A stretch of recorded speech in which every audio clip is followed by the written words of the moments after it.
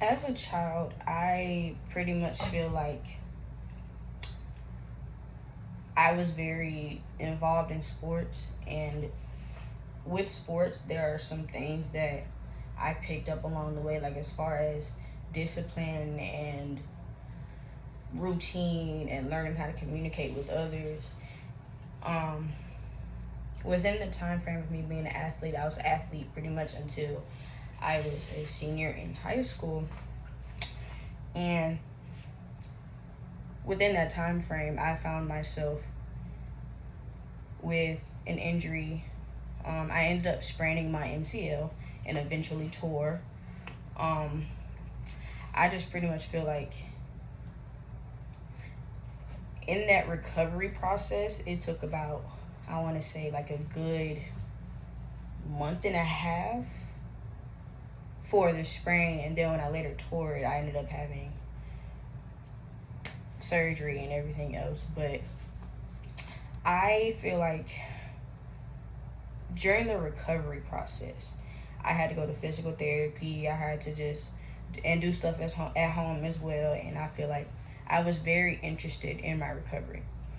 Being benched is, for me, it was torture watching my teammates either succeed or fail. Because I felt like I was missing out, and I felt like I just genuinely wasn't at my best, literally, considering I had a sprain. But with that recovery process and the injury, I found myself being very, like, extremely interested. Um, and I started looking into sports medicine. Originally, as a child, I wanted to be a veterinarian, but and then what also helped was like in high school, I learned that like I'm not too fond of too many animals, apparently, which I thought that was weird. But um, I am majoring in health and human performance. I have thought about minoring in psychology only because as an only child, it left some scars, obviously. And I feel like there are some things that my mother and sports could not teach me, like as far as handling my emotions properly and um, speaking up for myself in a way as well. Um, and during the pandemic, I feel like it also highlighted the things I needed to work on with myself. But along with the pandemic, I ended up losing some of those skills that sports had taught me. Like I now have a lack of discipline. Um, I don't want to admit that, but here I am. I also tend to self sabotage when I have a fear of failure, which is, yeah, that's new for me to handle. Um, in my self sabotage, I feel like I would much rather establish relationships with other people, and I also would much rather, like, if there's any type of conflict, I would much rather, like, go be with my girlfriend or my friends. But I feel like,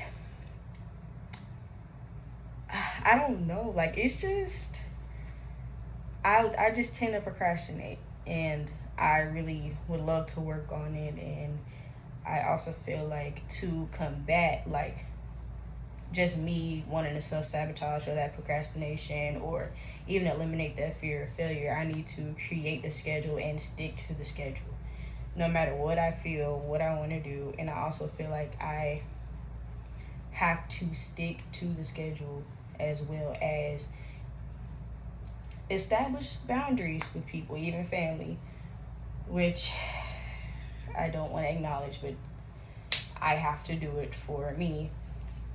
Um, I don't know. My mom was just, and I feel like my mom is helping me with that as well. Um, she is providing that secure base for me, and pretty much just like what she's just supporting me basically. Like she's saying, whatever you want to do, I'll support you no matter what. And I really need that. It's a very positive effect on me, for me to create a safe space, for her to create a safe space for me. And I don't know. She's really,